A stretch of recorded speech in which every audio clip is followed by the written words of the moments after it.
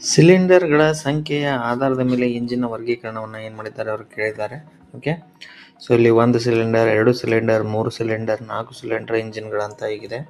So ಇವುಗಳನ್ನು ನಾವು ಚಿತ್ರಗಳ ಮುಖಾಂತರ ನೋಡಿದ್ರೆ ಇನ್ನೂ ಚೆನ್ನಾಗಿರುತ್ತೆ ಅಂತ ನನಗನ್ಸುತ್ತೆ. Okay, will go to the pictures. So first ಬರುತ್ತೆ 1 ಸಿಲಿಂಡರ್ ಇಂಜಿನ್. ಸೊ 1 ಸಿಲಿಂಡರ್ ಇಂಜಿನಲ್ಲಿ ನೀವು ಇಲ್ಲಿ ನೋಡ್ಬೋದು ಸಿಲಿಂಡರ್ ಎಷ್ಟಿದೆ, 1 ಸಿಲಿಂಡರ್ ಇದೆ. ಓಕೆ, 1 ಸಿಲಿಂಡರ್ ಇಂಜಿನಲ್ಲಿ ಪಿಸ್ಟನ್ ಒಂದೇ ಇರುತ್ತೆ. ಓಕೆ, ಕನೆಕ್ಟಿಂಗ್ ರಾಡ್ ಮತ್ತು ಕ್ರ್ಯಾಂಕ್ ಶಾಫ್ಟ್ ಏನಿರುತ್ತೆ ಇವೆಲ್ಲ ಒಂದೊಂದೇ ಇರುತ್ತೆ.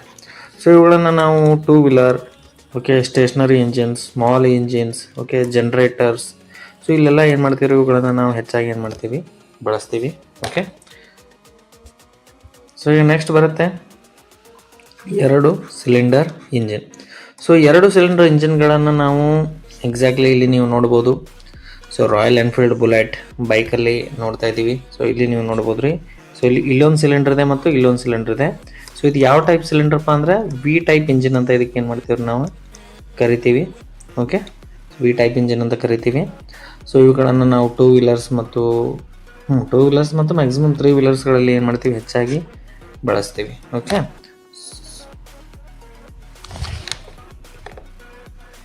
ನೆಕ್ಸ್ಟ್ ಬರುತ್ತೆ 3 ಸಿಲಿಂಡರ್ನ ಇಂಜಿನ್ ಅಂತ.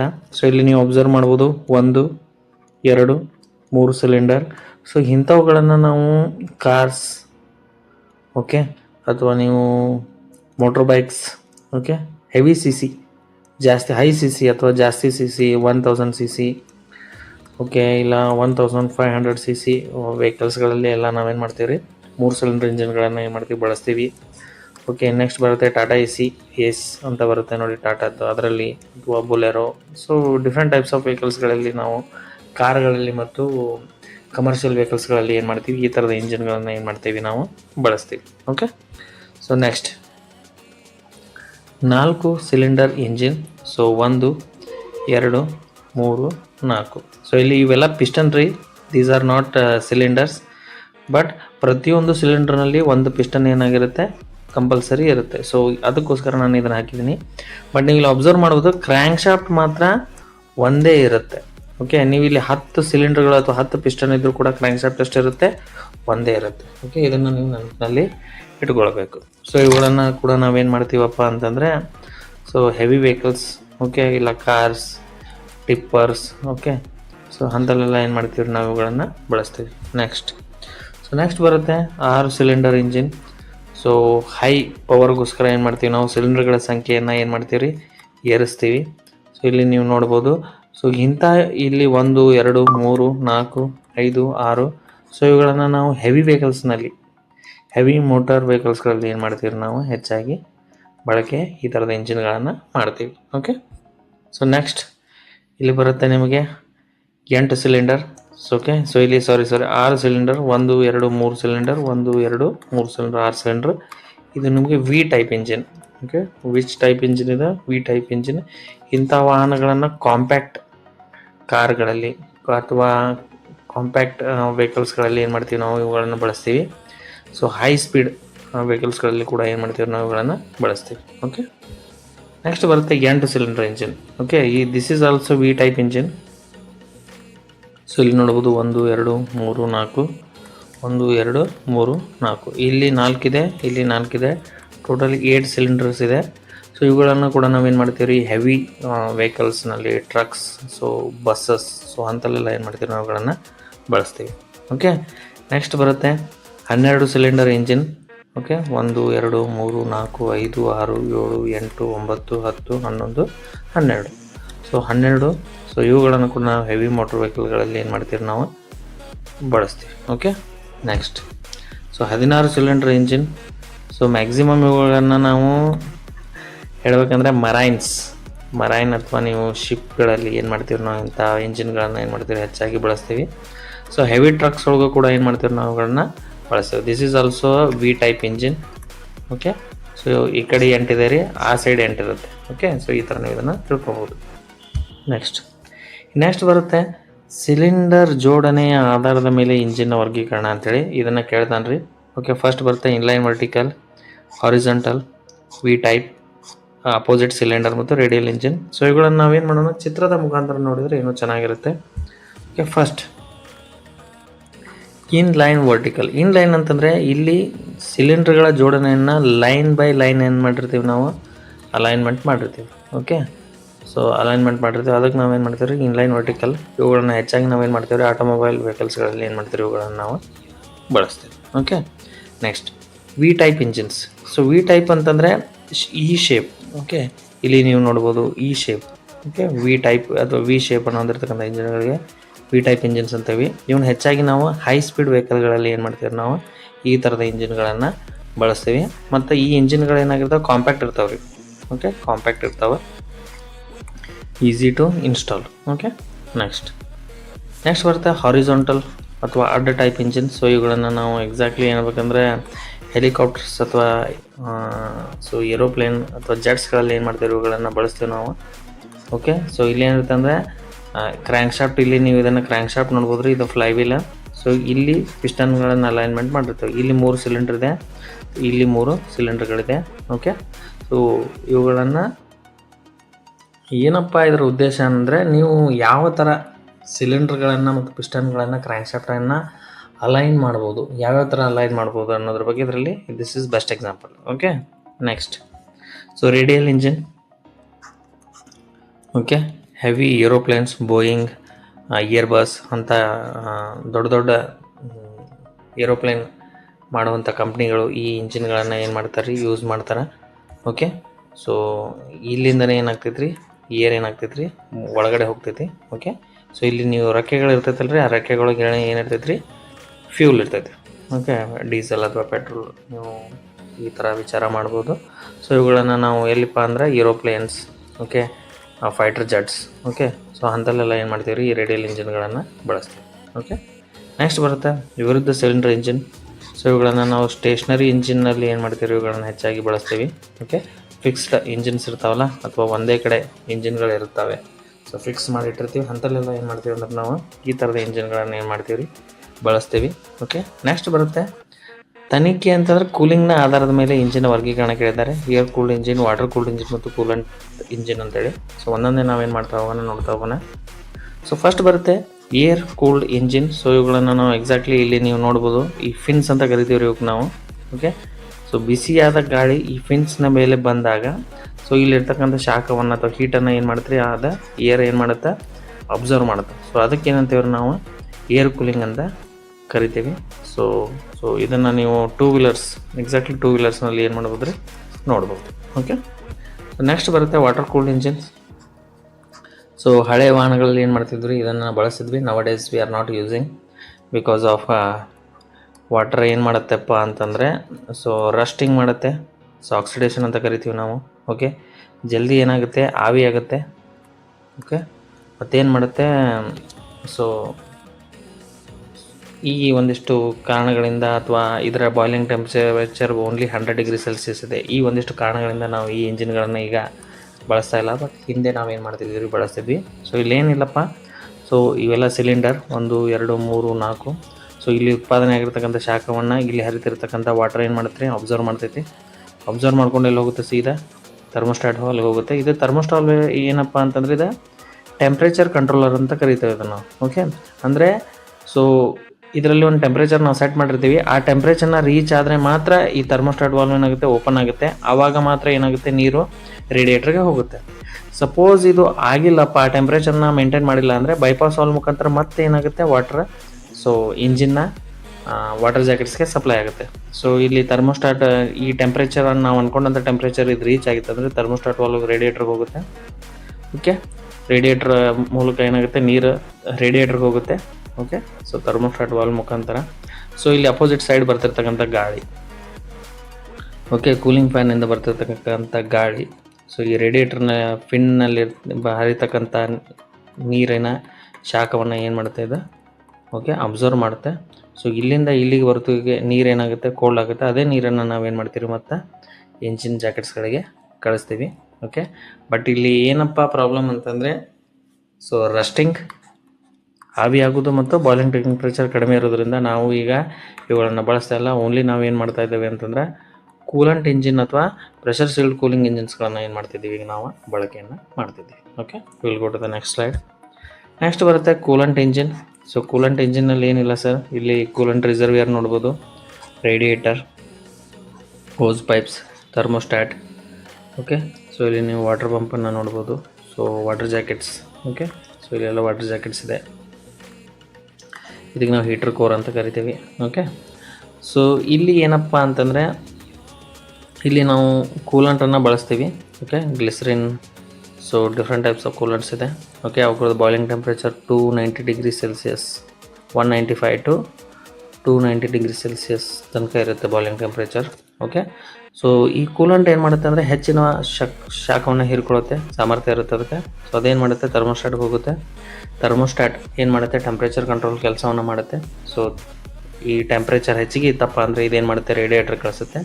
ಸೊ ರೇಡಿಯೇಟರಿಂದ ಕೂಲೆಂಟ್ ಕೆಳಗಡೆ ಬರೋದ್ರೊಳಗೆ ಏನಾಗುತ್ತೆ, ಕೂಲಿಂಗ್ ಫ್ಯಾನ್ನ ಒತ್ತಡದಿಂದ ಅಥವಾ ಕೂಲಿಂಗ್ ಫ್ಯಾನಿಂದ ಬರ್ತಿರ್ತಕ್ಕಂಥ ಗಾಳಿಯಿಂದ, ಅಪೋಸಿಟ್ ಸೈಡ್ ಬರ್ತಿರ್ತಕ್ಕಂಥ ಗಾಳಿಯಿಂದ ಸೊ ಏನಾಗುತ್ತೆ, ಎಲ್ಲ ನೀರು ಕೂಲೆಂಟ್, ಬಿಸಿಯಾಗಿರೋ ಕೂಲೆಂಟ್ ಕೆಳಗಡೆ ಬರೋದಕ್ಕೆ ಏನಾಗುತ್ತೆ, ಕೂಲ್ ಆಗುತ್ತೆ. ಸೊ ಅದೇ ಕೂಲೆಂಟನ್ನು ನಾವು ಮತ್ತು ವಾಟರ್ ಪಂಪ್ನ ಪ್ರೆಷರ್ನ ಮೂಲಕ ಮತ್ತೆ ಏನು ಮಾಡ್ತೀವಿ, ಕಳಿಸ್ತೀವಿ.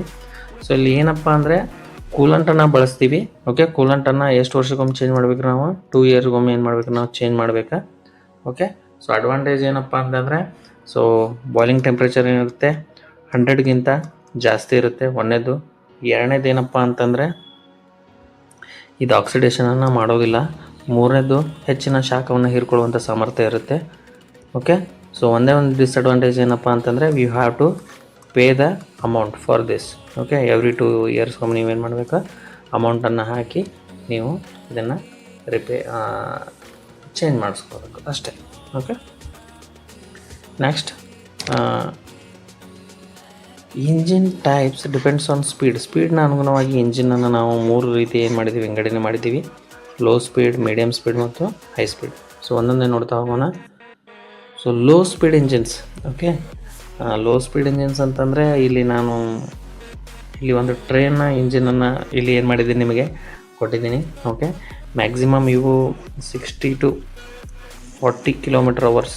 ಓಕೆ, ಈಗಿನ ಇಂಜಿನಲ್ಲ ಇದು, ಮ್ಯಾಕ್ಸಿಮಮ್ ಈಗ ಒಂದು 50 ವರ್ಷದ ಹಿಂದಿನ ಇಂಜಿನ್ ರೀ ಇದು. ಸೊ ಈ ಥರ. ಸೊ ಇದರ maximum speed 60 km/h. Okay, so ಅದಕ್ಕಿಂತ ಕಡಿಮೆ ಸ್ಪೀಡ್ನಲ್ಲಿ ಏನು ಮಾಡುತ್ತೆ, ಇದು ಆಪ್ರೇಟ್ ಆಗುತ್ತೆ. ಸೊ ಈ ಥರ.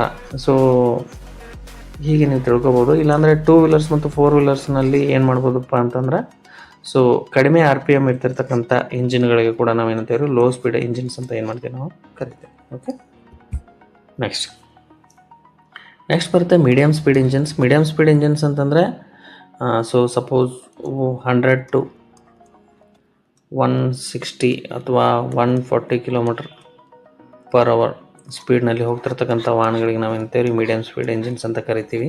ಓಕೆ, ಸೊ ಇಷ್ಟು ಗೊತ್ತಿದ್ರೆ ನಿಮಗೆ ಸಾಕು. ಓಕೆ, ನೆಕ್ಸ್ಟ್ ಬರುತ್ತೆ high speed engines. So high speed engines ಅಂತಂದರೆ ಇಲ್ಲಿ ನೀವು ನೋಡ್ಬೋದು, ಟರ್ಬೋ ಚಾರ್ಜರ್. ಸೊ ಇದಕ್ಕೆ ನಾವು ಟರ್ಬೋ ಚಾರ್ಜರ್ ಇಂಜಿನ್ ಅಂತ ಕರಿತೀವಿ. ಓಕೆ, ಸೊ ಇಲ್ಲಿ ನಿಮಗೆ ಇಂಜಿನ್ RPM 2500 to 7500 ತನಕ ಇರುತ್ತೆ. High RPM means high speed. Okay, ಇಷ್ಟು ಗೊತ್ತಿದ್ರೆ ನಿಮಗೆ ಸಾಕು. ನೆಕ್ಸ್ಟ್ ಬರುತ್ತೆ ಕೆಲಸದ ಅಪ್ಲಿಕೇಶನ್ ಆಧಾರದ ಅನ್ವಯ ಇಂಜಿನ್ ವರ್ಗೀಕರಣ ಅಂತ ಕೇಳಿದ್ದಾರೆ. Stationary engine, automotive engines, locomotive engines, marine engines ಮತ್ತು ಏರ್ಕ್ರಾಫ್ಟ್ ಇಂಜಿನ್ಸ್. ಒಂದೊಂದೇ ನಾವೇನು ನೋಡ್ತಾ ಹೋಗೋಣ. ಫಸ್ಟ್ ಸ್ಟೇಷನರಿ ಇಂಜಿನ್ಗಳನ್ನು ನೋಡ್ರಿ ನಾವು. ಸೊ ಇಲ್ಲೊಂದು ಕಟಿಂಗ್ ಮಷಿನ್ ಇದೆ.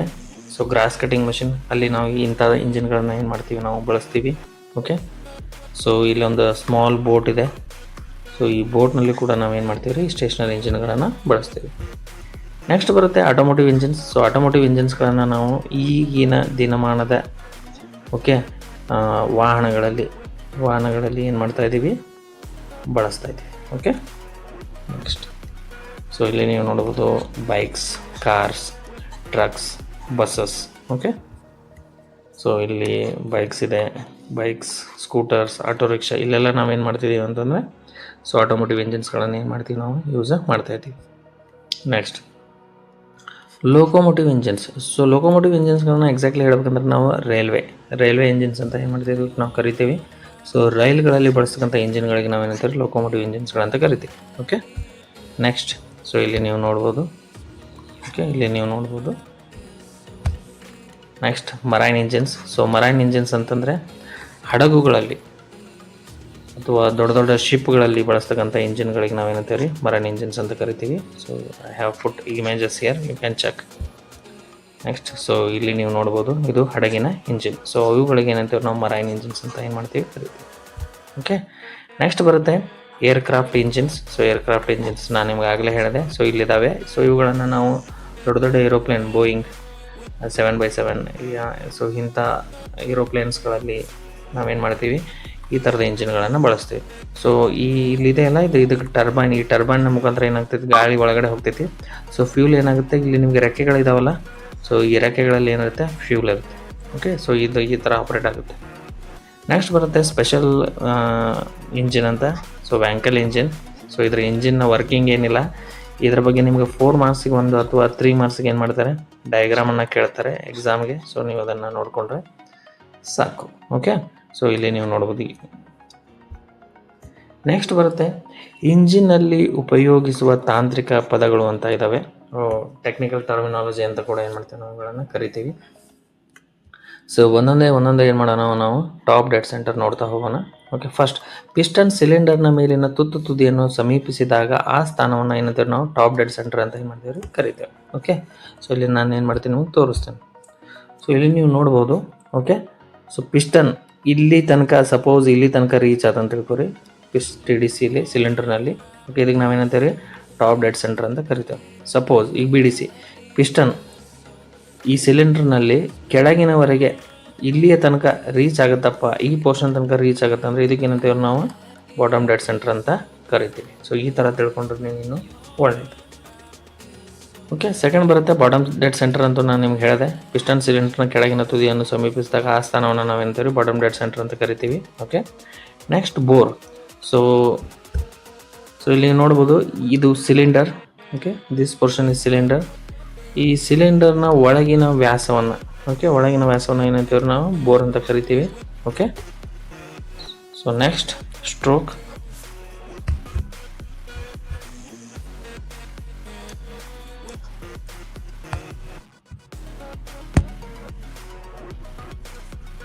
So stroke piston top dead ಸೆಂಟರ್ನಿಂದ ಬಾಟಮ್ ಡೆಡ್ ಸೆಂಟರ್ವರೆಗೆ ಕ್ರಮಿಸಿದ ದೂರವನ್ನು ಸ್ಟ್ರೋಕ್ ಅಂತ ಕರಿತೀವಿ. ಸೊ ಇಲ್ಲಿ ನಾವೇನು ಮಾಡೋಣ ನೋಡ್ತಾ ಹೋಗೋಣ. ಸೊ ಇಲ್ಲಿ TDC ಇದೆ. ಓಕೆ, ಸೊ ಇಲ್ಲಿ BDC ಇದೆ. ಇಲ್ಲಿ ನೋಡ್ಬೋದು ಪಿಸ್ಟನ್ TDCಯಿಂದ BDCಗೆ ಅಥವಾ BDCಯಿಂದ TDCಗೆ ಒಂದು ಸಾರಿ ಸಂಪೂರ್ಣವಾಗಿ ಚಲಿಸಿದ್ರೆ ಅದಕ್ಕೆ ಏನಂತೀವ್ರಿ ನಾವು ಸ್ಟ್ರೋಕ್ ಅಂತ ಏನು ಮಾಡ್ತೀವ್ರಿ ಕರಿತೀವಿ. ಓಕೆ, ಇಲ್ಲಿ ನೀವು 4 ತಿಳ್ಕೊಬೇಕು. ಒಂದು TDC, ಇನ್ನೊಂದು BDC, ಬೋರ್ ಮತ್ತು ಸ್ಟ್ರೋಕ್. ಸೊ ಇಲ್ಲಿದೆ ನೋಡಿ. ಸೊ ಇದು TDC ರೀ, ಇದು BDC. ಓಕೆ, ಪಿಸ್ಟನ್ ಸಂಪೂರ್ಣವಾಗಿ ಇಲ್ಲಿಂದ ಇಲ್ಲಿಗೆ ಒಂದು ಸರಿ ಕ್ರಮಿಸ್ತಂದ್ರೆ ಏನಾದ್ರಿ ಒಂದು ಸ್ಟ್ರೋಕ್ ಕಂಪ್ಲೀಟ್ ಆಗುತ್ತೆ. ಅದೇ ಪಿಸ್ಟನ್ ಇಲ್ಲಿಂದ ಇಲ್ಲಿಗೆ ಒಂದು ಸರಿ ಚಲಿಸಿದ್ರೆ ಇನ್ನೊಂದು ಸ್ಟ್ರೋಕ್ ಏನಾಗುತ್ತೆ ಕಂಪ್ಲೀಟ್ ಆಗುತ್ತೆ. ಈ ಥರ ನೀವು ಇದನ್ನು ತಿಳ್ಕೊಬೋದು. ನೆಕ್ಸ್ಟ್ ಸಂಪೀಡನ ಅನುಪಾತ. ಓಕೆ, ಇಲ್ಲಿ ನಾವೇನು ಮಾಡೋಣ ಸ್ವೆಪ್ಟ್ ಪರಿಮಾಣದ ಬಗ್ಗೆ ಹೇಳ್ತಾ ಇದ್ದಾರೆ ಅವರು. ಸ್ವೆಪ್ಟ್ ಪರಿಮಾಣ ಅಂದರೆ ಪಿಸ್ಟನ್ ಬಾಟಮ್ ಡೆಡ್ ಸೆಂಟರ್ನಲ್ಲಿದ್ದಾಗ ಪಿಸ್ಟನ್ನ ಮೇಲಿನ ಪರಿಮಾಣವನ್ನು ಸ್ವೆಪ್ಟ್ ಪರಿಮಾಣ ಅಂತ ಏನು ಮಾಡ್ತೀವಿ ನಾವು ಕರಿತೀವಿ. ಅಂದರೆ ಸಪೋಸ್ ಇಲ್ಲಿ ನಾನು ನಿಮ್ಗೆ ಹೇಳ್ತೀನಿ.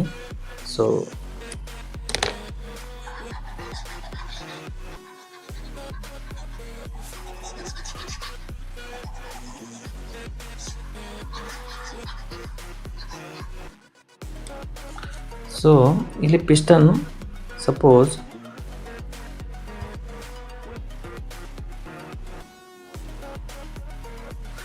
ಪಿಸ್ಟನ್ BDCಯಲ್ಲಿದ್ದಾಗ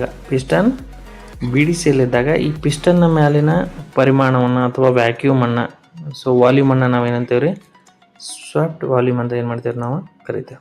ಓಕೆ, ನೀವಿಷ್ಟು ತಿಳ್ಕೊಂಡ್ರೆ ಸಾಕು. ಓಕೆ, ನೆಕ್ಸ್ಟ್ ಬರುತ್ತೆ ಕ್ಲಿಯರೆನ್ಸ್ ವಾಲ್ಯೂಮ್ ಅಂತ. ಕ್ಲಿಯರೆನ್ಸ್ ವಾಲ್ಯೂಮ್ ಅಂತಂದರೆ ಸೊ ಇಲ್ಲಿ ನಾವು ಇಲ್ಲೇ ನಿಮಗೆ ಇದನ್ನು ಹೇಳಿಬಿಡ್ತೀನಿ. ಪಿಸ್ಟನ್ TDCಯಲ್ಲಿದ್ದಾಗ ಪಿಸ್ಟನ್ನ ಮೇಲಿನ ಪರಿಮಾಣ.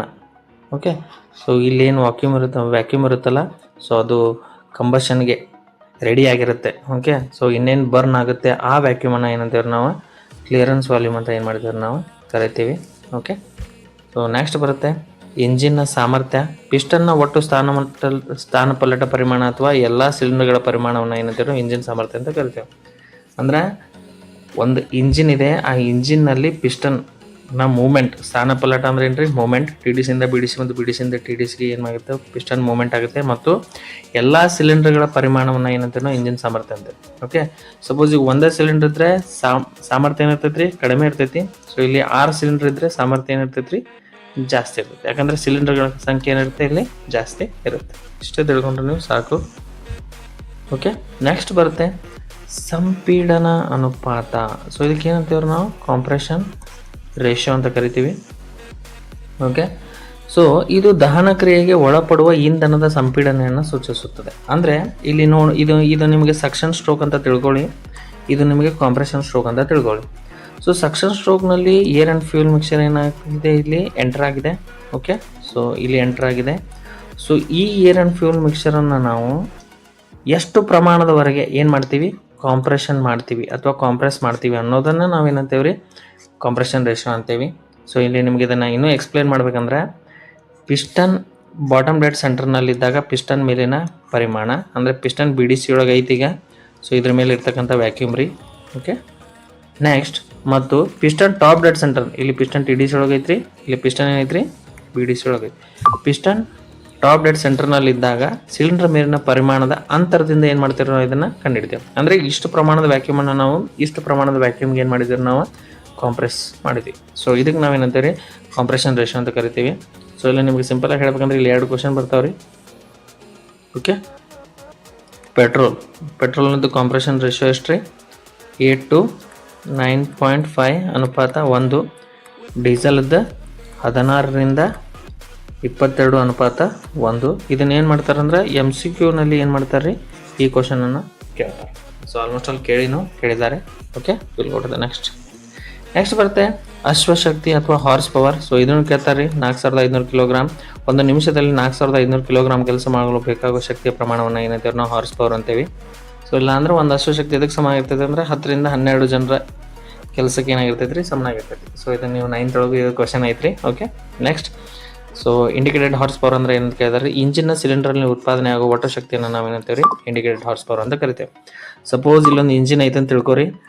ಸೊ ಇಲ್ಲಿ ಏನು ಪವರ್ ಜನರೇಟ್ ಆಗುತ್ತಲ್ಲ air and fuel mixer burn ಆಗಿ ಇಲ್ಲಿ 200 ಡಿಗ್ರಿ ಸೆಲ್ಸಿಯಸ್ ಹೀಟ್ ಪ್ರೊಡಕ್ಷನ್ ಆತಂತ ತಿಳ್ಕೊರಿ.